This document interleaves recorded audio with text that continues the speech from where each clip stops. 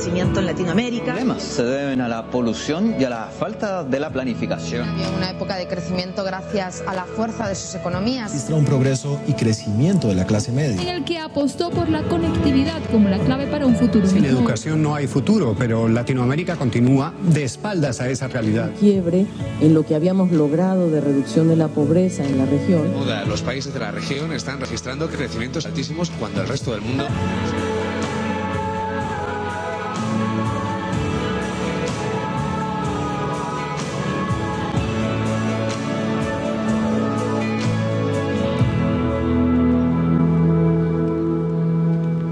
Bueno, muy buenos días y gracias Mendoza, gracias querido gobernador por tenernos a toda esta familia del Vida aquí hoy. Y yo quiero empezar haciéndonos una pregunta y es, ¿cómo vamos en Latinoamérica? Y la pregunta obligada es, ¿estamos hoy mejor que lo que estábamos antes? ¿Les irá mejor a nuestros hijos que a nosotros mismos? Yo que quienes tenemos el privilegio de trabajar en el BID somos unos afortunados porque tenemos esa capacidad de interactuar con tantas personas en tantos países de nuestro hemisferio donde permanentemente nos estamos haciendo este tipo de preguntas. Y siempre es importante, cuando se mira al futuro, pensar en el pasado y si estamos mejor o peor. Y por supuesto que es obligado preguntarse ¿qué nos traerá el futuro? Pues bien, gracias a los avances de la informática y las comunicaciones y en general todo el desarrollo de nuestras sociedades, hoy tenemos muchísima más información para poder responder este tipo de preguntas. Es más, de hecho, vivimos hoy en día con un océano de datos, con indicadores, con pronósticos, y sin embargo, siempre me llama la atención el hecho de que nuestra percepción de la realidad no siempre es objetiva. Y les voy a dar sobre esto un ejemplo. Una encuestadora, Pew Research, hizo un estudio recientemente en 50 países y le preguntaba a la gente si la calidad de vida de hoy era mejor o peor que hace 50 años. Vean los resultados. En el Asia y en Europa, en general, se tiene la idea de que el mundo de hoy es mejor que lo que fue en el pasado. Y sin embargo, cuando nos vamos a América Latina, y dicho sea de paso, no se hizo en todos los países, sino escasamente en 8 países, en el caso nuestro de América Latina, con la salvedad de Chile, todos pensaban, imagínense, que estábamos mejor hace 50 años que hoy. Dicho de otra manera, en nuestros países una mayoría de la gente tiene una falsa idea de que el pasado fue mejor. Y entonces en esto es importante hacer un poco de historia. El año 1968 fue un año de enormes convulsiones en todo el mundo, pero especialmente en América Latina. Ese año, por ejemplo, 100.000 estudiantes de universidad marcharon por las calles de Río de Janeiro como nunca antes, en ese momento para protestar contra la represión militar. Fue una de las mayores manifestaciones de la historia que vivió Río y quizás el Brasil. En México, ustedes quizás se acuerdan de México por el fútbol en ese año, pero la agitación social culminó en la matanza de Tlatelolco, en donde murieron cerca de 300 jóvenes y fue un punto de inflexión en México. Y aquí mismo en la Argentina, cuando se acumulaba el descontento que pronto estallaría en lo que se vino a conocer como el Cordobazo. Pero ¿por qué tanta bronca, como se dice aquí en Argentina? Protestaban contra los gobiernos de esa época autoritarios, y que rápidamente se fueron convirtiendo en la mayoría del tipo de gobierno que teníamos en América Latina. Pero también había una protesta contra las injusticias sociales, y esto lo demuestran claramente las cifras. ¿Por qué? En el año 68, casi la mitad de los latinoamericanos, óigase bien, casi la mitad de los latinoamericanos eran pobres. En ese año, un bebé que nacía tenía escasamente una expectativa de vida de 57 años. Y 1 de cada 3 adultos no sabía ni leer. Y la brecha de género en educación era inmensa.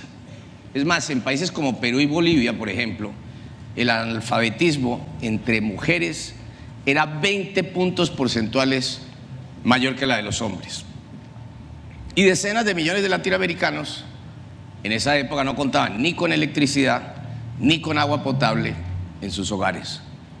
Y para muchos el televisor era un lujo inalcanzable. ¿Y qué decir de tener un automóvil? Viajar en avión, eso era para ricos y famosos. Esa era la Latinoamérica del 68. Entonces, ¿cómo es posible que sintamos nostalgia por los 60s? Los psicólogos, cuando tratan de explicar este tipo de fenómenos, lo llaman que son fenómenos cognitivos. Es decir, que los seres humanos exageramos las memorias positivas y borramos las dolorosas. Pero hablemos de fútbol, algo que aquí en Argentina todos los latinoamericanos admiramos. Y es que en el fútbol siempre nos acordamos de los campeonatos que ganamos y tratamos de olvidar los que perdimos. Y cuando miramos estas cifras digo, wow, hace rato que no ganamos en Argentina, pero bueno, vamos a ganar.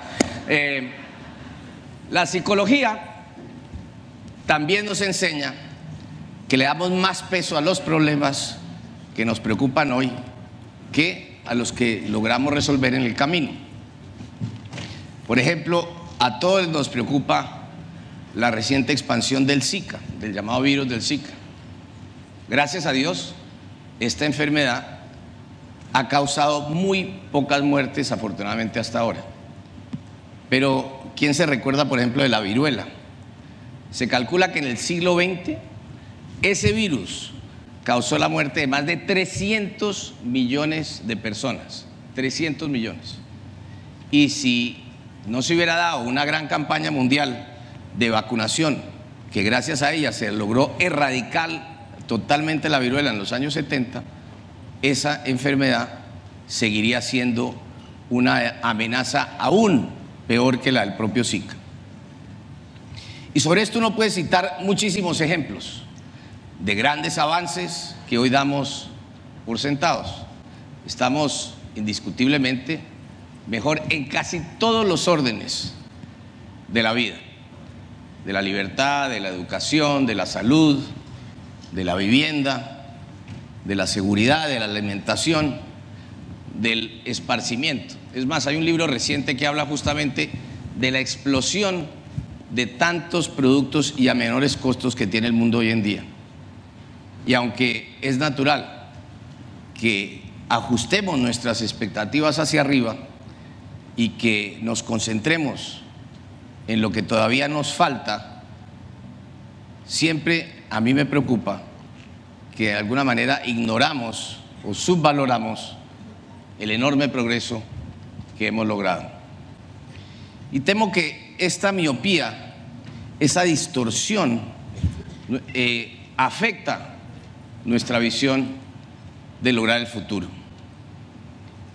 Imaginémonos por un momento que en el año 68 nuestros padres hubieran participado en una encuesta del futuro.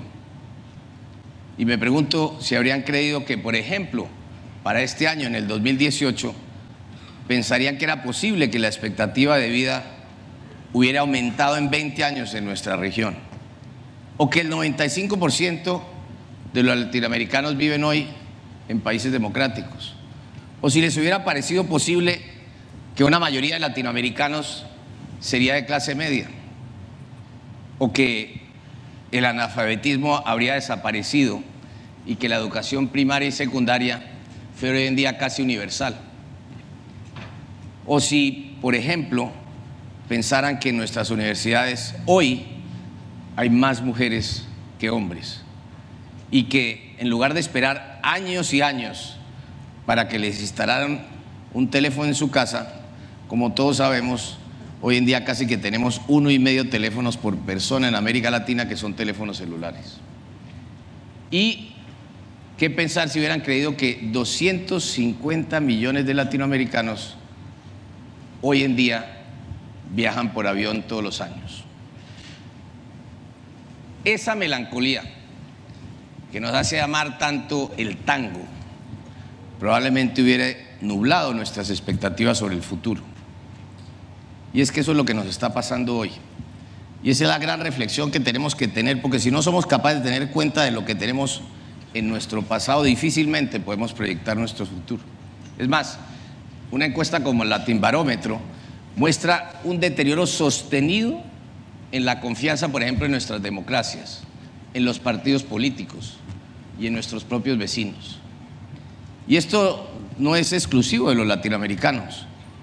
En todas partes del mundo se escucha un debate sobre las percepciones distorsionadas, sobre cómo se limita nuestra capacidad de lograr consensos para resolver grandes problemas. Y yo creo aquí que todos tenemos la responsabilidad de mirar más allá de los titulares, de mirar las tendencias, de estudiar los datos y, ¿por qué no?, de celebrar las historias de progreso, como lo hacíamos ayer con el gobernador en el túnel, que durante años aquí los mendocinos se estrellaban contra una montaña. Y es que si no nos obsesionamos con las malas noticias que recibimos a diario, lo que nos pasa es que perdemos esa capacidad de entender cómo se da el cambio. Y es que es importante aquí que recordar que las transformaciones que acabamos de mencionar no sucedieron de forma espontánea. Es más, fueron fruto de decisiones y de esfuerzos de tantas personas que hicieron aportes pequeños, casi que imperceptibles, y todas por el bien común. Todo tipo de personas de la sociedad civil, desde maestros, albañiles, periodistas, artistas, policías, científicos, empresarias y empresarios, doctoras y jueces. Personas que de alguna manera, poco a poco y a lo largo de muchos años, contribuyeron a mejorar una comunidad y a construir un país. Y pienso en este caso en la gente de Montevideo, una ciudad cuya bahía estaba terriblemente contaminada hasta que la sociedad decidió recuperarla. Les tomó 30 años de muchas inversiones, pero hoy la Rambla es un hermoso punto de encuentro y orgullo para todos los uruguayos. Pienso en Chile, un país que no tenía gas natural, tampoco petróleo, que escasamente en 10 años se ha convertido en el líder mundial de las energías renovables. O pienso en Brasil, que gracias a medio siglo de investigación logró revolucionar, como en parte también lo ha hecho Argentina, la productividad de la agricultura tropical. Y pienso también en la Argentina, que ha logrado mantenerse en la vanguardia de la ingeniería nuclear y que hoy exporta tecnología y valor agregado.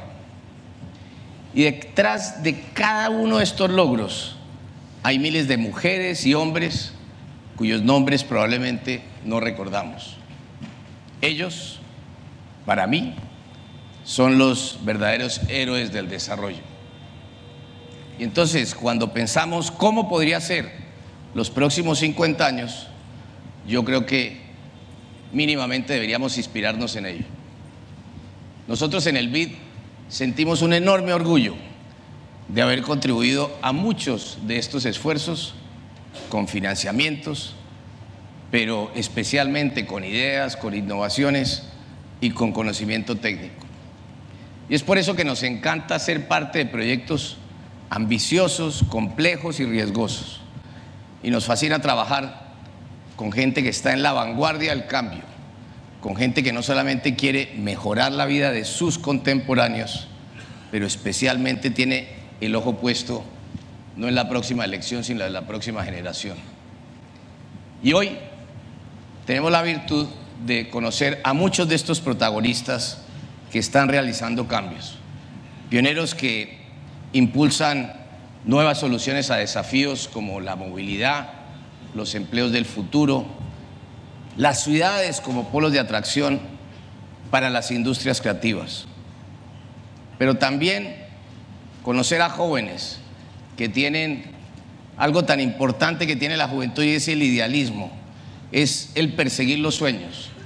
Y esto es lo que tendremos en la tarde con la entrega de los premios de Vida Urban Lab, un concurso en donde invitamos a un innumerable grupo de universitarios, de equipos universitarios, que permitan proponer soluciones de forma integral a los problemas que hoy viven nuestras ciudades.